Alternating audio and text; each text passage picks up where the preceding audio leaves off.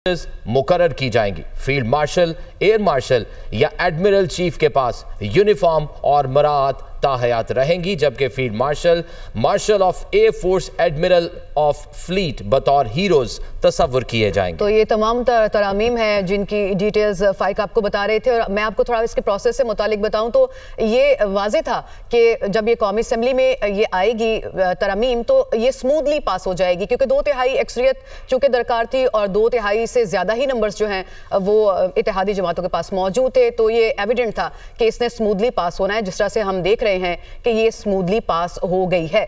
और सेनेट में थोड़ा सा डाउट था कि किस तरह से एक आध नंबर की जो है वो थोड़ा खींचातानी, थोड़ा ऊपर नीचे मामला हो सकते थे, लेकिन वहां पे भी हमने देखा ये स्मूथली पास हो गई। 2 ऐसी जमातों के लोगों ने भी इसको वोट किया जिनकी अपनी जमातों की पॉलिसी इसके खिलाफ थी, लेकिन उन्होंने अपनी जमात के अगेंस्ट जाकर के इसको वोट किया। और फिर अभी उनका फ्यूचर क्या होगा वो एक अदर क्वेश्चन है, क्योंकि जब 63 जो है वो मौजूद है कि आप पार्टी लाइन की खिलाफ वर्जी नहीं कर सकते, ये उसके बाद आप पार्टी में शामिल नहीं रह सकते या ओहदे पे बरकरार नहीं रह सकते, वो एक क्या प्रोसेस होगा वो एक अलग डिबेट है। इस वक्त आपको हम बताएं कि कौमी असम्बली में जो ये 59 तरामीम हैं कॉन्स्टिट्यूशनल अमेंडमेंट की, वो पास हो चुकी हैं, यानी मंजूर हो चुकी हैं। 2 तरह से ये मंजूर होती हैं, एक पहले क्लॉज बाय क्लॉज उसके ऊपर प्रोसेस होता है मंजूरी का, और फिर जो है हाउस को डिवाइड कर दिया जाता है। जो उसके स्प्लिट होता है फ्लोर, तो जो उसके हक में होते हैं वो एक जानिब और जो उसके खिलाफ होते हैं वो दूसरी जानिब चले जाते हैं। दरवाजे बंद कर दिए जाते हैं, घंटियां बजाई जाती हैं, ताकि क्लैरिटी के साथ इस प्रोसेस को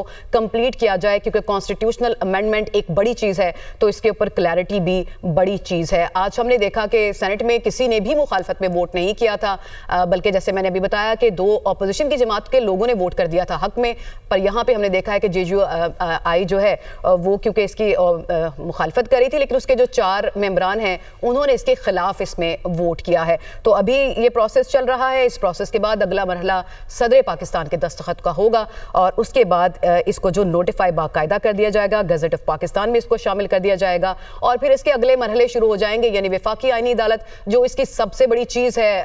और भी बहुत सी बड़ी चीज़ें हैं, लेकिन one of the biggest things जो इसके बाद चेंज आएगा, उसकी तकमील या उसके जो है प्रोसेस अगला शुरू हो जाएगा, मुख्तलिफ जो वफाकी आईनी अदालत का होगा। और उसके जो अदील वड़ाइच हमें ज्वाइन कर चुके हैं, ब्यूरो चीफ इस्लामाबाद। अदील वड़ाइच, अभी हम बात कर रहे थे, जैसे आप ही ने बताया था कि अगले 24 घंटों में वफाकी आईनी अदालत जो है उससे मुतालिक प्रोसेस शुरू हो जाएगा। अगर आप थोड़ी तफसील नाजरीन से मजीद शेयर कर सकें।